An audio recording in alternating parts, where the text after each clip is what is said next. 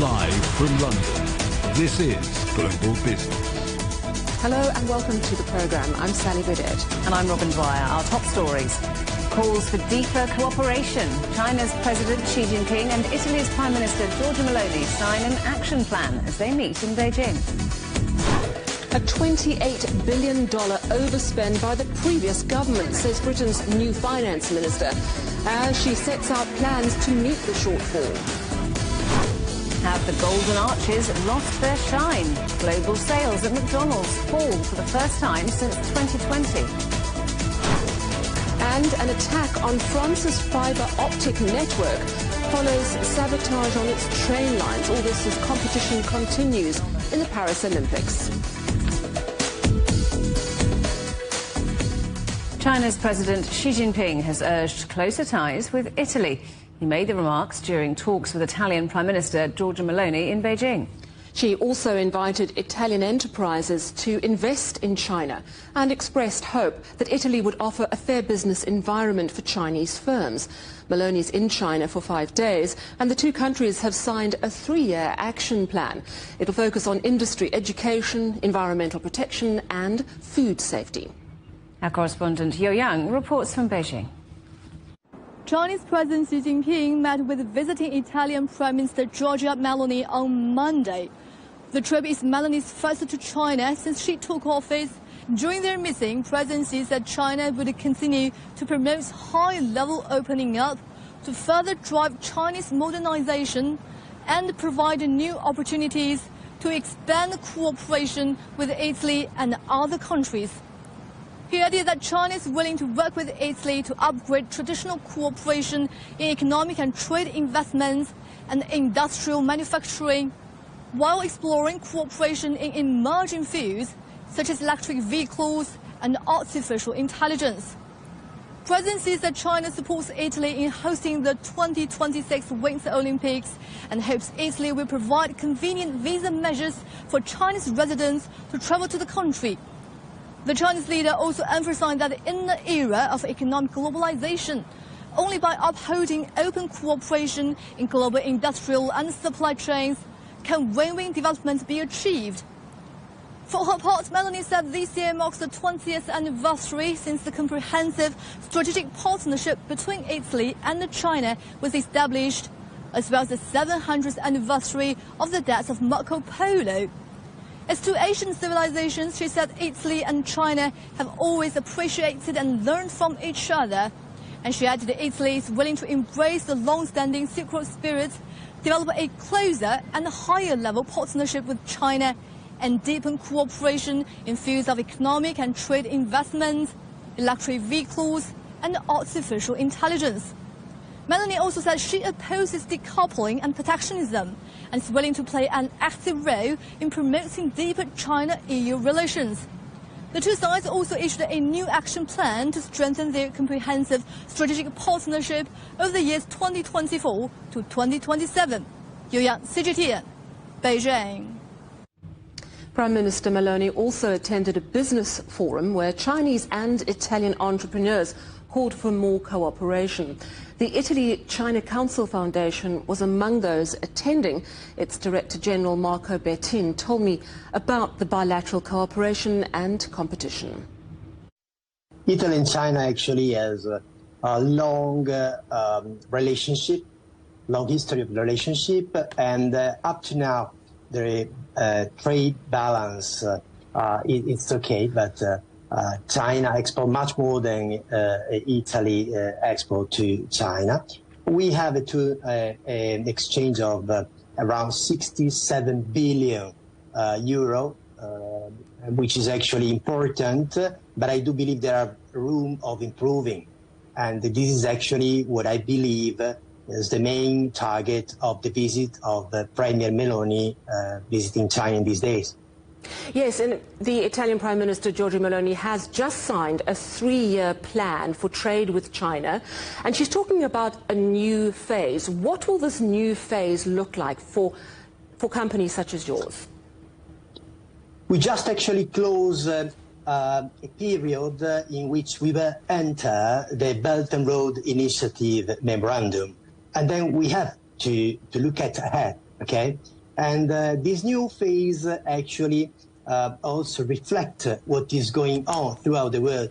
China right now is an innovator. There is one of the most important innovators in the world. So right now China has the right to sit by every country in order to solve and to discuss worldwide topic. And China has the duty to share.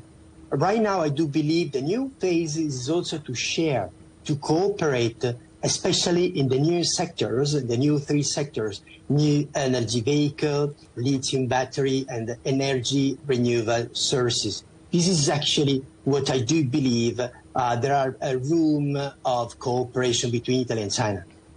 Talk to me about the opportunities that exist in China for Italian business. Obviously, the Chinese market is absolutely massive.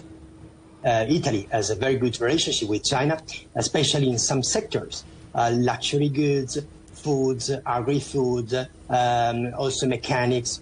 Right now, I believe Italian companies need to go back again, to look at again, because after COVID, after this break, the situation has been cooled down a little bit. So Chinese companies need to go out again and to tight relationship with Chinese counterparts. Of course, China is very important as a market, but I believe it is also a strategic bridge in order to access Asian market. This is actually another target that Italian companies need to take in consideration. And where can you see China most helping Italy? What would you see like to come out of the room? I think after this forum, we open up a new phase in which on the very right and straight relationship between Italy and China, very fair. So we have to look at two different phases. One phase, cooperate in order to reach even higher technological level, even higher possibility throughout the world. Another level is a fair competition. Chinese travellers are going back to Italy this summer. The Italian National Tourism Board says visitor numbers have rebounded to pre-pandemic levels. And the average Chinese tourist is now spending more during their stay. Our correspondent Hermione Kitson reports from Rome. Luca Rocconi has been a tour guide in the Eternal City for 12 years, and in that time he's worked with travellers from around the world. But he says Chinese tourists have a particular appreciation for Rome's history and culture. We have also some similarity. We had the Roman Empire and they had the Chinese Empire, and this is quite interesting for them. These Chinese students are on their first stop of a 2-week trip around Italy. Their teacher says it's an enriching experience on many levels. I can experience Italy with the students, and we also discuss a lot of the history and the technology and what's the point of visiting these ancient ruins in current times. The ice cream is very delicious. It was much better than what I eat in Hong Kong. They're among an increasing number of Chinese visitors who've travelled to Italy this summer. Italian and the Chinese are friendly and warm. According to China's travel site Ctrip, there's been a 150% rise in bookings. The Italian National Tourism Board says it signals a return to pre-pandemic numbers. But we are confirming that the data of Ctrip are absolutely correct. Our estimate is 111% higher than it was in previous times. So we are very happy. All 5 airlines that operated flights between the two countries before COVID have re-established those routes. The most popular destinations are Rome, Venice and Florence. Chinese tourists are also playing an increasingly important role in Italy's luxury retail sector, and the big spenders are the younger generations. The Chinese traveller now spends an average of €2,600 per person, with more than half spent on fashion. The millennials are increasing their capacity to buy, and 68% of this amount is actually younger than it used to be. So we are thrilled. With preparations in full swing for the Catholic Church's Jubilee year in 2025, Italy hopes to attract Chinese visitors of all ages. So my encouragement is that we really start catering for the Chinese tourists in a way that they feel completely immersed in our beautiful history and our beautiful culture. Millie, for one, will be back. I will, definitely. Hermione Kitson, CGTN, Rome.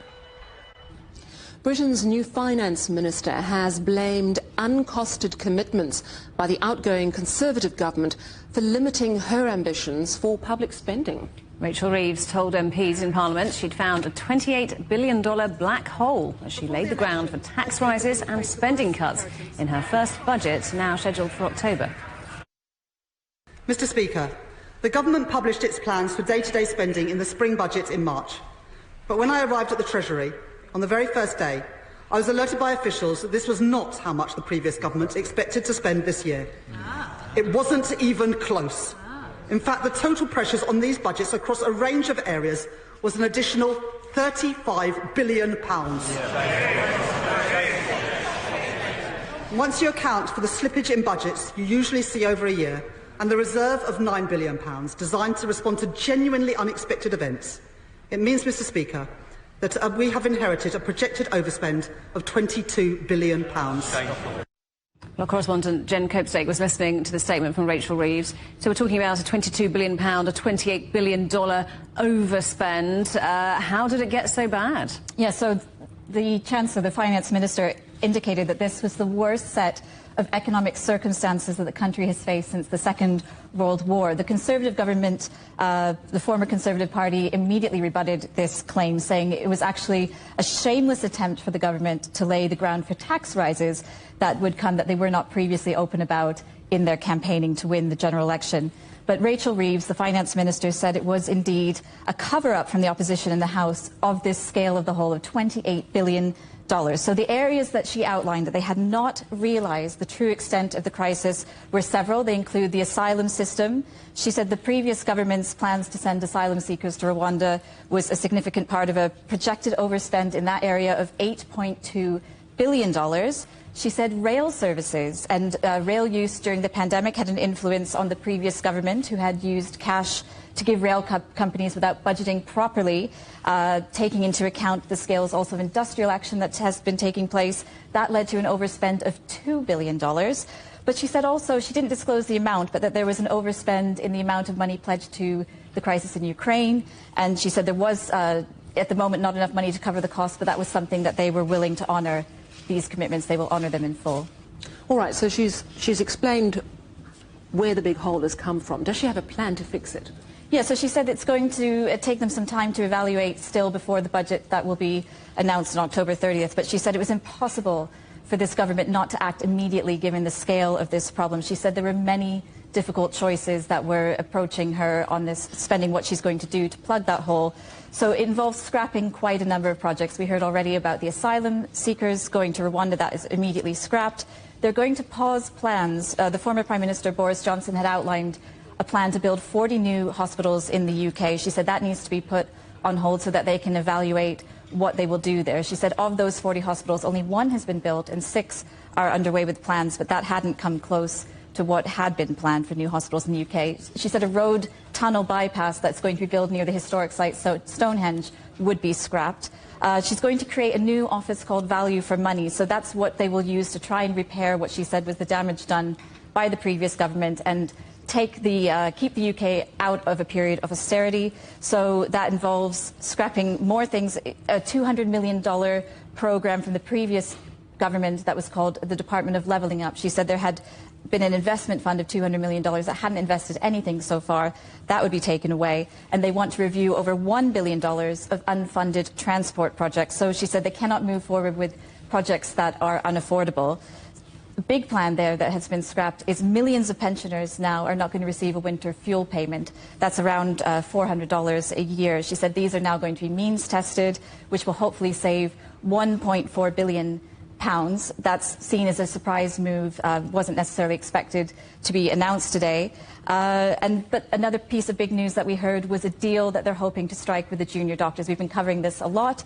So the junior doctors have been asking for a 35% pay rise. The government is offering a 22% pay rise, and that will be voted on very soon by the Union for the Junior Doctors, the BMA, has put that forward to their members. So that was very interesting. She's going to announce also a COVID corruption fraud department. So that's to look at anti-corruption probe for contracts that were awarded during the pandemic era. So it was a large statement, very long. We didn't hear any tax rises announced, but we're going to see, she said there's going to be some very tough decisions made at that budget on tax and spending. The shadow finance minister, Jeremy Hunt, for the Conservatives, saying that that budget is going to be the biggest betrayal in history by a chancellor. So we shall see. It's very interesting days ahead. Absolutely. Thank you very much, Jen Kirpstate. That's our correspondent. Now, American fast food giant McDonald's has reported second quarter earnings that missed analyst expectations. Well, this is the first time that sales have fallen at the company after COVID. Let's talk to our correspondent, John Terrett, who is in New York. So, John, why did McDonald's disappoint? Well, they're obviously missing me because I haven't been to McDonald's in years. And do you know why that is? The reason is Americans prefer the drive-thru. So at my local McDonald's, there's always a massive, massive queue back on the road for the drive-thru. And I can't be bothered to get out and go into the store. So I haven't been there for years, but now other people are eschewing them as well. We have a McDonald's triple whammy going on today. Not a triple stacked burger, but a triple whammy. Profit down 12%. First time that's happened since the pandemic back in 2020. Revenue disappointing. Worse of all, SSS disappointing, same-store sales. That's pretty bad, actually. And the reason, they say, is that their customers are tightening their purses, tightening their belts, and this, of course, is an inflation cue and clue. Now, last week, I reported on this program that McDonald's is extending the $5 meal offer. They started it originally just for July. They're extending it through August now. So you can get a meal for $5. It's a burger or some fish or chicken, whatever, fries and a small drink for $5. You pay a little bit of tax, so it's like $5.27, something like that. Basically $5. And the reason is they and all other fast food stores are desperate to bring in low-income people at the moment. Now, the thing is, the $5 deal is yet to have much of an impact on these earnings. And because of what's happened, there's now talk here on Wall Street about bringing back the $1, $2, and $3 meal. I remember a couple of years ago, you could go into McDonald's and get a meal for $1, literally. That did them proud. That did them well. And I used to buy that many, many years ago. Always plus tax in America. So it's like $1.25, $1.30, something like that. So we'll see whether they actually rejig their menu. I think the protests over Gaza cannot have helped. China is absolutely key to McDonald's. Do you know they want to double the number of stores they have in China by 2028, which is only 4 years ago, to over 10,000? That seems to me like a huge amount. But anyway, there you go. Apparently they do. Now, the McDonald's shares are up 4%. Hang on a minute. How come they're up 4% when you've just told us that the world is ending over at McDonald's? Well, the answer is that they weren't as bad, these figures, as Wall Street feared. And you have to remember with McDonald's, they're such a big American corporation. They have flexibility. They have the ability to pitch their prices just right, depending on what they want to do, and they have marketing. And that is the thing with McDonald's. They can bring in people, customers, and they can bring people in to be their franchisees all over the world with their remarkable marketing tools. So for that reason, McDonald's, which is a Dow Jones component, is up 4% right now. I want to change tack a moment here now and talk about big tech, because it's been a big week. Yes, I know, and I think in many ways this is the big thing of the week, and this is a week in which we have the Federal Reserve deciding on interest rates, and we have the July jobs report coming out on Friday. It follows, of course, last week's really not very good earnings from Alphabet and Tesla. Well, let me actually rephrase that. The earnings were fine, okay, but there were things in the wider publication and the print that Wall Street didn't like. So the stock was hit, and it led to that tech wreck last week, as you know. This week, 4 mega caps worth about $10 trillion give us their earnings. They are tomorrow, Tuesday, Microsoft, so that'll be about Azure and AI and ChatGPT search, which we talked about last week. Meta on Wednesday, which is about advertising and AI. Apple, this is the big one, $8 trillion worth coming here. Apple on Thursday, talking about AI, iPhones no longer in the top 5 in China. We reported that last week. And also their services sector as well. And also what they intend to do about AI, which they call Apple Intelligence. And then also Thursday, Amazon, that's going to be about sales sales and also about AWS. People don't realize that a huge part of Amazon's earnings is its AWS cloud business. And just to give you an idea, you would not be able to watch any Netflix whatsoever if it wasn't for AWS. It's very, very big business over at Amazon. And all of this comes finally, Robin, amid exaggerated hopes for these techs, as we saw last week with those two, Alphabet and Tesla. So it's, we're on edge a bit here at the moment. Well, lots to look forward to then, and we'll be talking about more of those throughout the week. But for now, John Terrett in New York, thank you very much. You're watching CGTN. Still ahead, Israel launches a retaliatory drone strike in southern Lebanon, killing 2 members of Hezbollah. This after Saturday's attack on the occupied Golan Heights, which killed 12 people.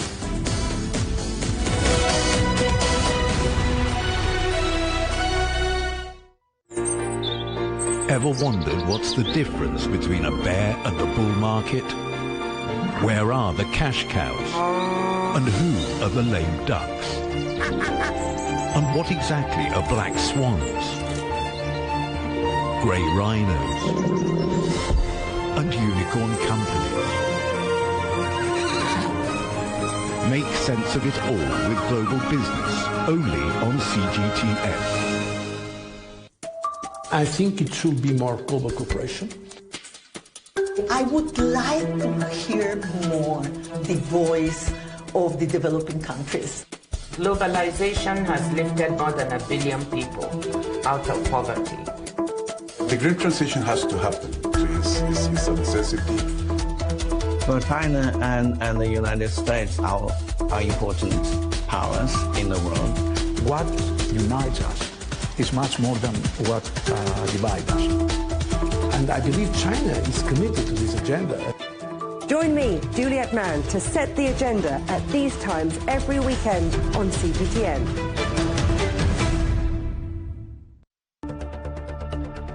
Events have consequences. Words create impact. One more offensive in a long line of battles that's been ongoing for more. Just got to be careful here with some gunshots. Excuse us. The world today matters for your world tomorrow. The number of casualties is growing quickly. Why, this is one of the hardest hit towns in the region. The world today, every day on CGTN.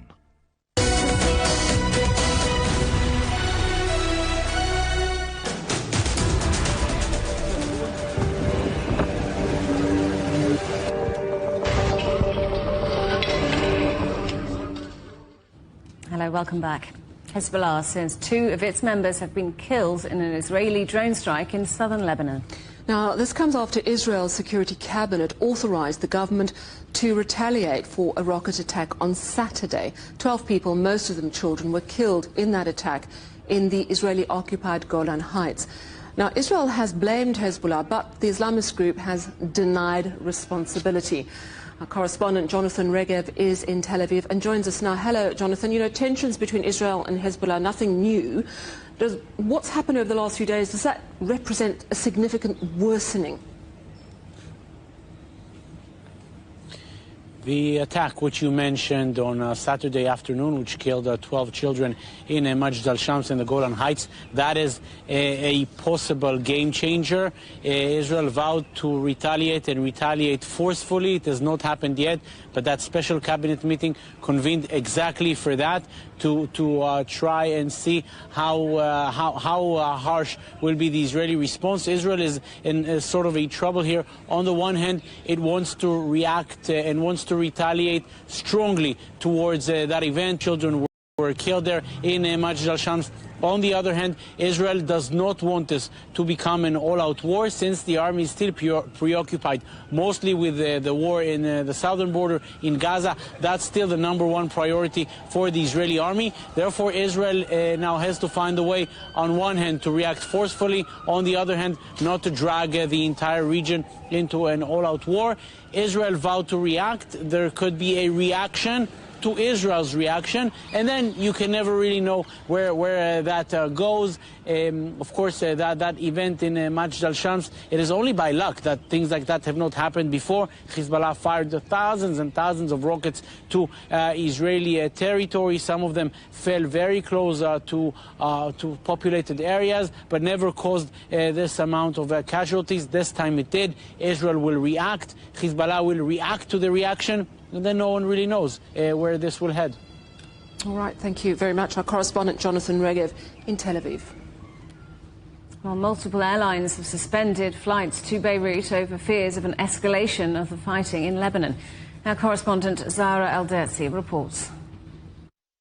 Earlier on Monday, the cancellation and the delay of several flights were scheduled to depart from several cities such as Athens, Adana, Ankara and Antalya. Also, the Lebanese media reported about the possibilities and spoke about the Israeli threats, because it is not clear yet what Israel would attack in Lebanon, but all the fears focus on the risks of slipping to a full-scale war. The Lebanese media said that Israel has the approval of or convinced international and regional parties of its right to attack Hezbollah in Lebanon. They also said that the Western mediations are looking for a solution that would lead to separate the Lebanese front from the Gaza front, which is against what Hezbollah is being confirming, and since the eruption of the October 7th, that the only way to calm the Lebanese front is to end the war on Gaza. In Gaza, Palestinians are fleeing the central refugee camps of Barej and Nuseirat. This after Israel issued new evacuation orders. The United Nations says only 14% of Gaza is not under evacuation orders.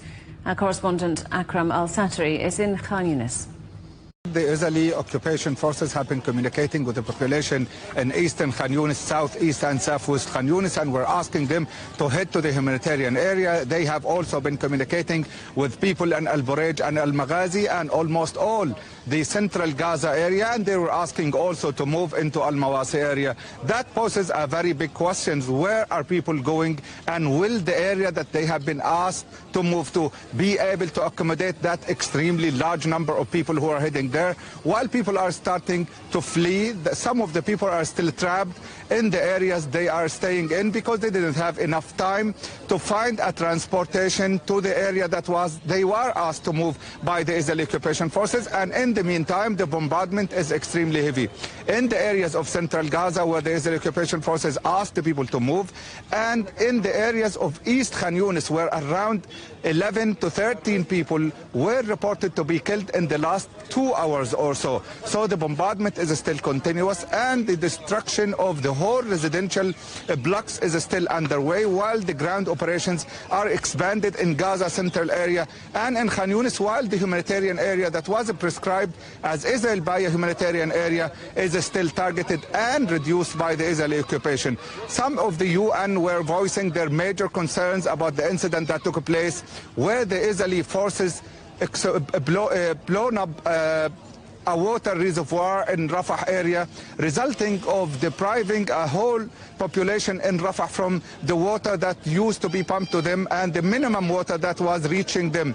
Now Rafah missed that very important resource, and the mayor of Rafah said that this is going to affect tens of thousands of people. So when it comes to the evacuations, when it comes to the targeting of the resources, when it comes to the targeting of the internal and the population of the internal displaced persons, that is all indicative of a humanitarian crisis that is unprecedented in the history of the mankind, and that has been also weighing down the Palestinians and embarrassing the international community, with Israel not doing enough to make sure that they can spare the civilians the repercussions of that ongoing war and destruction. Venezuela's President Nicolas Maduro has won a third term in a highly charged election. But the opposition has also claimed victory, alleging fraud. The United States and other nations have also expressed concern. Venezuela's National Electoral Council, which is controlled by Maduro's allies, say he secured just over 50% of the vote.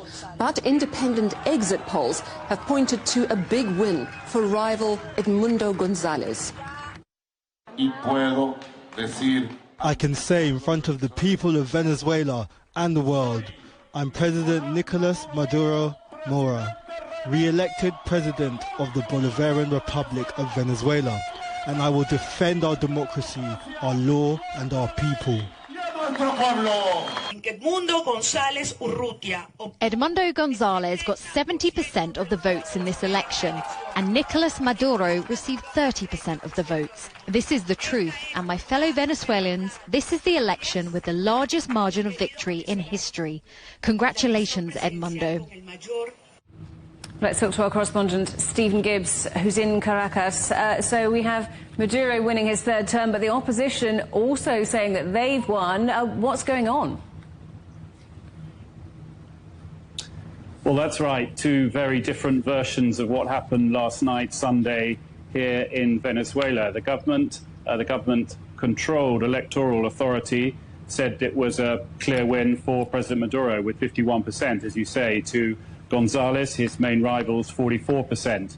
But the opposition says that doesn't tally really on sort of three bases. One is polling before this election, which, according to the opposition and according to some independent polling companies, put González like 20 to 30% ahead. Also, exit polling, according to the opposition, did put him ahead. But the third point really is the key one, and that is the printouts from the polling station, these paper printouts. According to the opposition, you know, those also show that González, according to them, had won. So they, what they're asking is that those are tallied with whatever the electoral authority says the numbers are. So what we're really in the middle of is this sort of contest with the opposition saying, we have evidence here, does it fit with the evidence you're announcing? Now, we're yet to see whether the electoral authority will release the full figures. There have been allegations of tampering on the part of the opposition with those figures, so very difficult to see how the days lie ahead. But there were a lot of people who thought possibly there would be a government change here. They're obviously disappointed, but President Maduro, as you've been showing there, he has been enjoying his victory. He was out very late last night outside the presidential palace here in Caracas. So what has the reaction been to this from Venezuelans? Well, it's been surprisingly quiet, really, here this morning. There were sort of fears that this could erupt in violence. This is a sort of polarized situation with some very, very keen supporters of the president and some very much on the other side. What I've heard this morning here in Caracas is something you hear when people protest across Latin America, that really, and that is a sort of banging of pots and pans. We have been hearing quite a bit of that, but apart from that, it's a sort of not normal but quiet day on the streets here. The opposition, meanwhile, is saying it's going to gather its evidence, and internationally we've been hearing a sort of split response with some countries, including Russia, China and Cuba, congratulating Maduro, and other countries, including the United States, the UK and various countries in this region, saying, look, this looks a bit doubtful, we need more evidence before we make a formal declaration. Back to you. Stephen, thank you very much. Our correspondent Stephen Gibbs in Caracas. A 17-year-old male has been arrested after at least 8 people were stabbed in Southport in northwest England. Reports suggest the attack happened at a children's club with young girls among the injured. Police say armed officers also seized a knife. There's no wider threat to the public. At least 140 people have been injured in southern Russia after a train carrying 800 passengers smashed into a truck on a level crossing. Russian Railways says 8 carriages derailed in the collision around 1,200 kilometers south of Moscow. Unconfirmed reports suggest at least 2 people have been killed. China's state planner says it's setting aside almost $70 million for the recovery of 5 provinces following a typhoon and torrential rains. The National Development and Reform Commission said the funds will focus on restoring damaged flood control infrastructure, schools, hospitals and other public services. You can get highlights from the week's news in Europe and China direct to your inbox from CGTN's Storyboard email newsletter. Sign up at europe.cgtn.com/newsletter. You're watching CGTN. Still ahead, China accelerates efforts to develop driverless cars, with Wuhan aiming to become the world's first driverless city.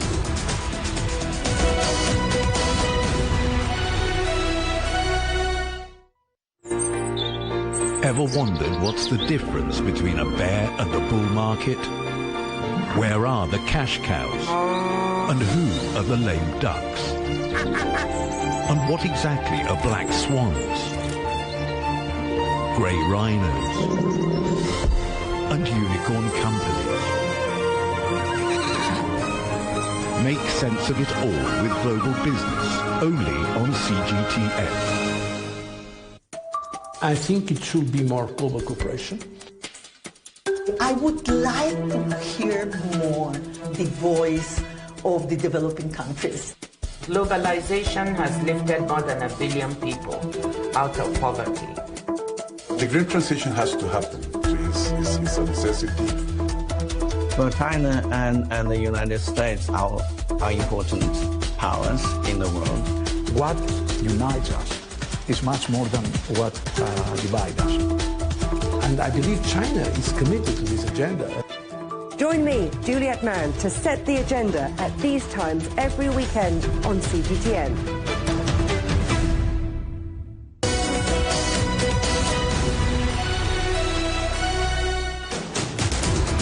Welcome back to Global Business Europe with Robin Dwyer and me, Sally Baudet. The headlines once more. Calls for deeper cooperation. China's President Xi Jinping and Italy's Prime Minister Giorgia Meloni sign an action plan as they meet in Beijing. A $28 billion overspend by the previous government, says Britain's new finance minister, as she sets out plans to meet the shortfall. Have the Golden Arches lost their shine? Global sales at McDonald's fall for the first time since 2020.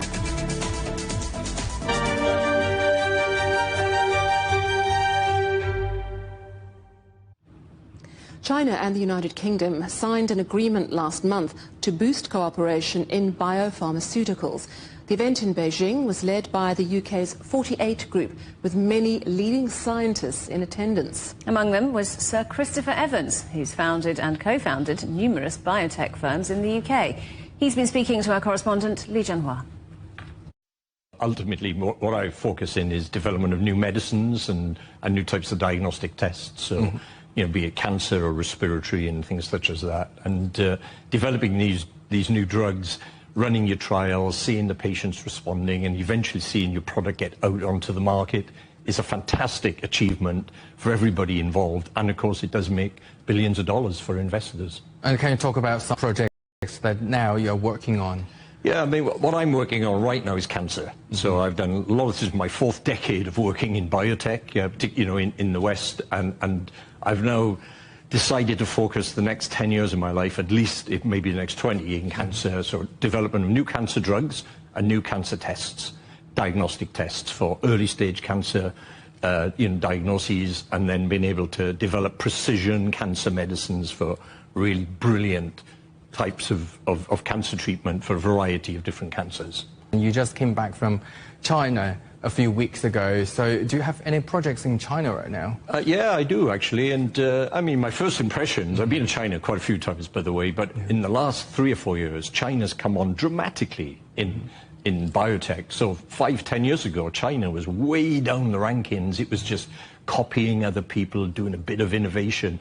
Now China is doing discovery. It's doing really very creative work, and I was very impressed with some of the companies that I visited there. Yeah, I have projects. I've always had some projects in China, but I have some brilliant projects in China in cancer right now, where we've taken a drug that's discovered in China, looks very promising, but of course, that's just the very beginning of a long, long process to get a cancer drug onto the world market, to be able to save millions of lives. And what we do, what I specialize in, is taking such a compound, developing a brilliant formulation, developing the manufacturing process, developing the clinical trials, getting the data approved by regulators like the FDA and the MHRA. These are all the things that China will find very difficult to do in the West. So it needs experienced people like ourselves to be able to do that with them or for them. By bringing drugs to China, we know, given the political tensions between China and the West, do you think that is affecting your work? Well, yeah, it has been for years, but this whole geopolitical tensions, as you call it, I mean, I'm quite a pragmatic individual, so a lot of people keep talking and politics and meetings, and the best way around this is to actually form a partnership with someone and get on with it. Actually sign your documents, share the intellectual property, trust each other, and practically walk the talk and get on with it. So looking into the future, what are your hopes that you can achieve or we can achieve 10 years from now thanks to the advances in the field of biotech?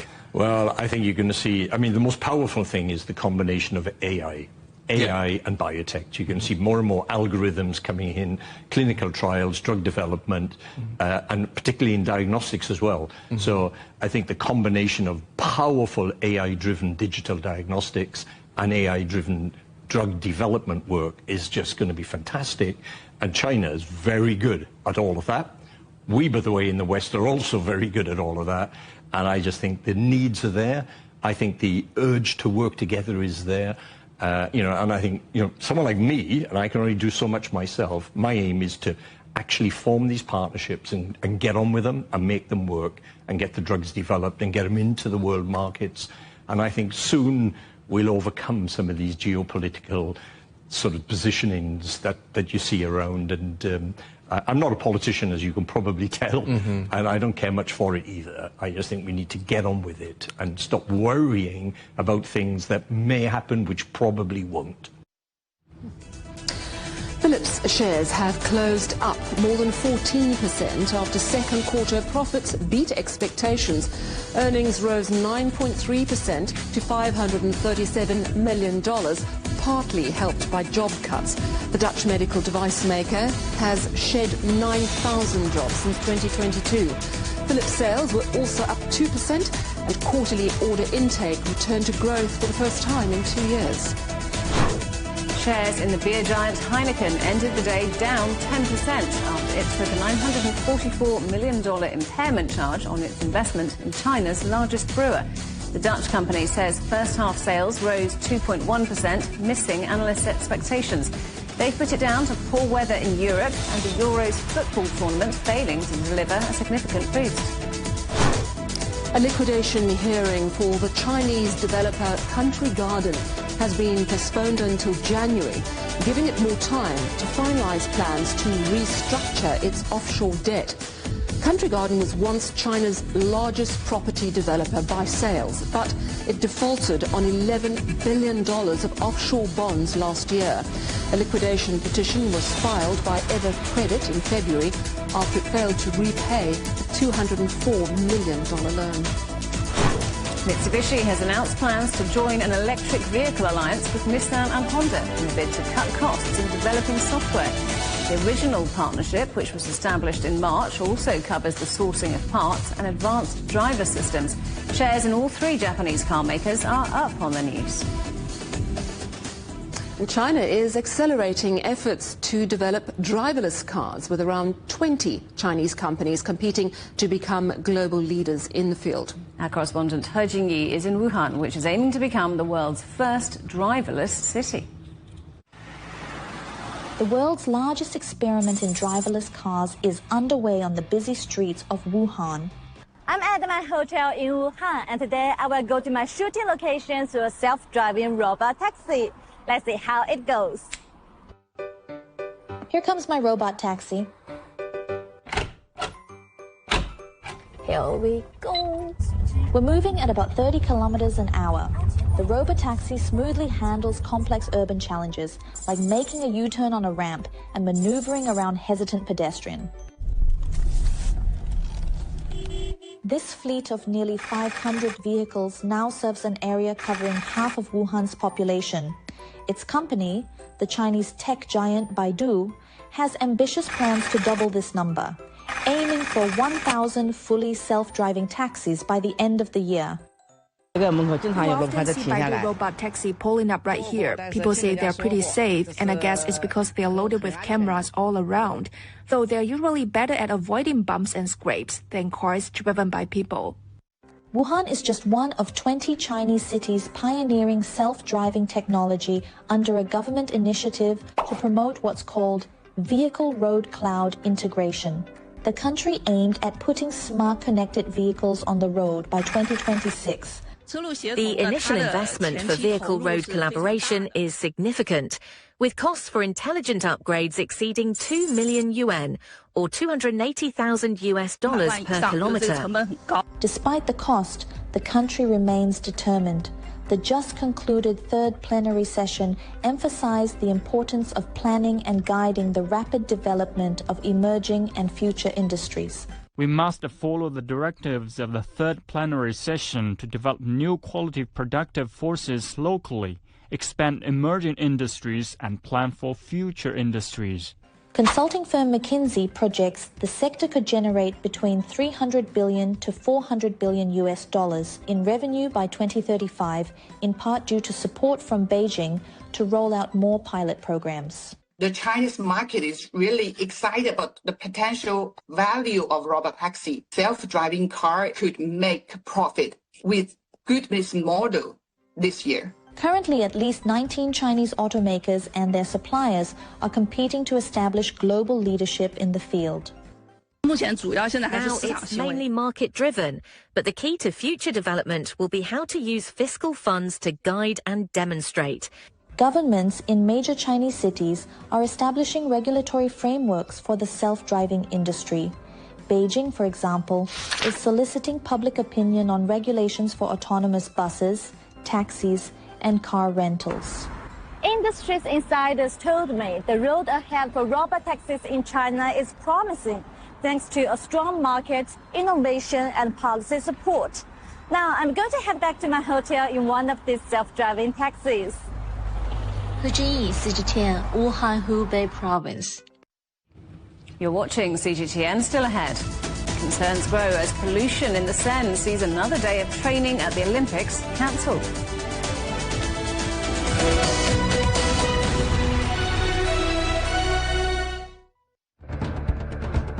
Events have consequences. Words create impact. Unprecedented scenes that we saw. The clean-up operation is now well and truly underway. Parts of southern Europe remain in a state of emergency. Context gives meaning. People make history. Far more than 1,000 people have come here today. But authorities are still on high alert. So now we've actually become the border on this road. A complex world demands a comprehensive view. But with the cleanup efforts more or less under control, the economic impact is bound to ripple across the country. There's plastic pollution everywhere. Because the world today matters for your world tomorrow. This is the living area of the crew. The focus is firmly on future technologies. Well, this is something completely different. The world today, every day on CGTN.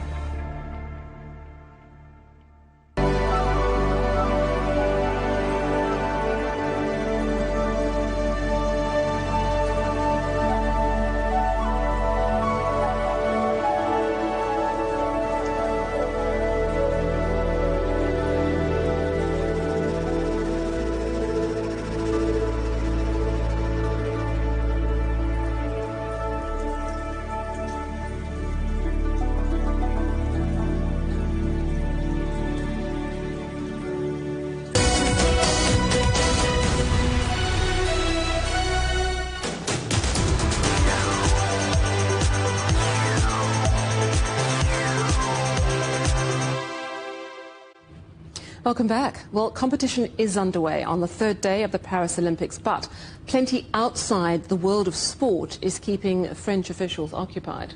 France has suffered a coordinated attack on its fibre optic network across several parts of the country. It comes as a far-left activist was arrested in connection with a series of attacks on the country's high-speed train network, which caused travel chaos before the opening ceremony. Well, our correspondent Ken Brown is in Paris. Ken, what's the effect of these latest attacks been? Well, 11,000 people woke up without mobile phone or landline connection, without internet today. That was the impact of the overnight attack, as telecoms infrastructure like cables were attacked overnight. We saw it was quite a similar attack to the one we saw 3 days ago, just before the the Olympic opening ceremony, where explosions and fire took out fiber optic cables, which crippled part of France's high-speed rail network. Thousands of people stranded. A very similar attack last night, one that we heard the Minister for Digital Matters, Marina Ferrari. She said it was irresponsible and an outrageous attack. Now, authorities think that the rail attack, at least, was caused by far-left groups, because we've had an arrest, as you've mentioned. A man was arrested on SNCF property. That's the French rail operator. He had access to some of the technical areas. He had tools, and he was also carrying some literature with him from the far-left. Groups like anarchist groups, for example. You can imagine that was booklets and flyers, things like that. He's currently being questioned in Rouen in the Normandy region. The good news is that the rail services are now back to 100%. They've been working on those tirelessly overnight and over the weekend, so that's back working now. The police are slow to connect these two attacks, but there are many similar signs. Well, let's talk about the sport then. Plenty going on today, but something that hasn't been going on is a training that was due to take place in the Seine, but that's been cancelled again. How concerned are the organisers?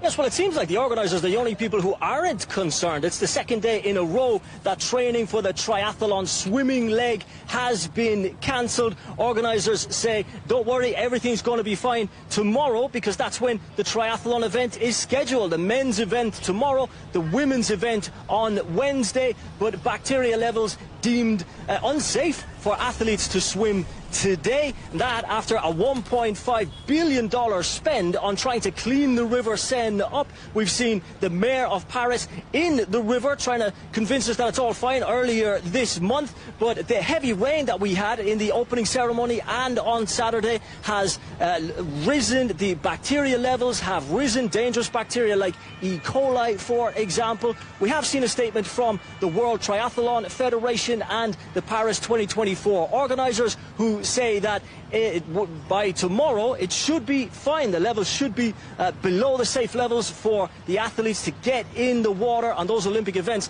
will hopefully happen. Robin. Ken Brown in Paris, thank you very much. Chinese athletes have been adding more gold to the medals table, with divers Zhongzhe Lian and Hao Yang putting on a dominant display to win the men's synchronized 10-meter event. The pair credited their success to all the hard work they put in. There was definitely confidence, but I need to focus more on my own game rhythm. Encourage each other during training. When I'm not in good condition during training, he will encourage me and make me more confident in the competition. Well, behind China in that event were Great Britain. Tom Daley and Noah Williams secured a silver medal with an incredibly strong performance, which underscored the quality of China's diving. I think we are really, really happy with the way today went. Everything fell together. I think, everything is, we felt that's kind of flow. Over to do the competitions, they always show great support. And, yeah, but it may not be the last you see of me. Who knows? Well, Great Britain followed their diving silver with gold in the men's mountain bike race. Well, earlier, Great Britain had won its first gold of the Games as their eventing team defended their crown from Tokyo. It was not to be for the host nation again, as Laura Collett, Ros Cantor and Tom McEwen pipped their French rivals, who had to settle for silver. And more successful China in shooting.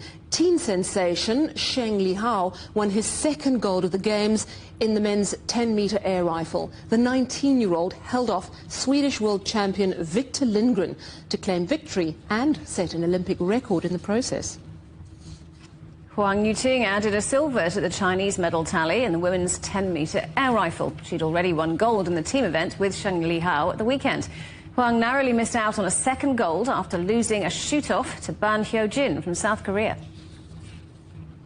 At the moment, South Korea is top of the medals table with 5 golds, 3 silvers and 1 bronze. Japan is second with 5 gold, 2 silvers and 4 bronze. China just behind them in third, also with 5 golds, while the host France are in fourth, followed by Australia.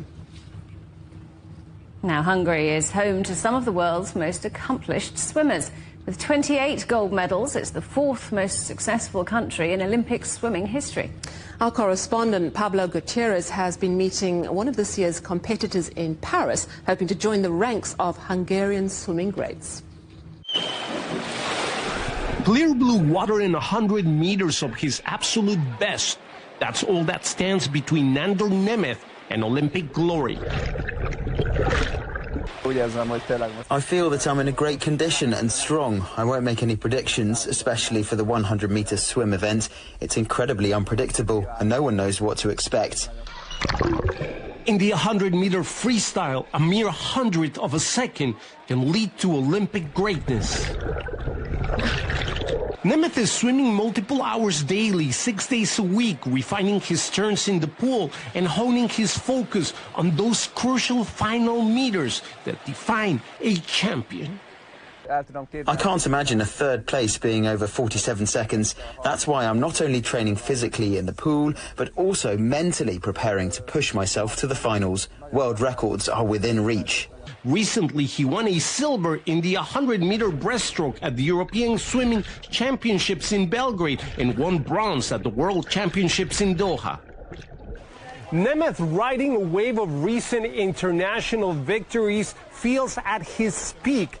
Despite his achievements, an Olympic medal has eluded him. But he says that's about to change in Paris.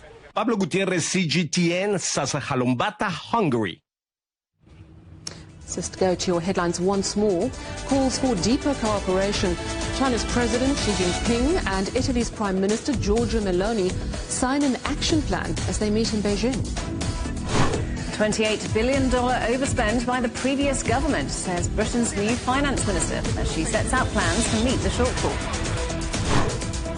Have the Golden Arches lost their shine? Global sales at McDonald's fall for the first time since 2020. And that's it for Global Business Europe. Thanks for watching. Of course, more on all our stories at europe.cgtn.com. Do follow CGTN Europe on Facebook, Instagram and TikTok. And you can go to CGTN Europe's channel on the Telegram app or scan the QR code on the screen to get stories and updates sent direct to your phone. Coming up next on CGTN Africa Live. We'll see you again tomorrow, same time, same place. From all of us here in London, goodbye. Goodbye.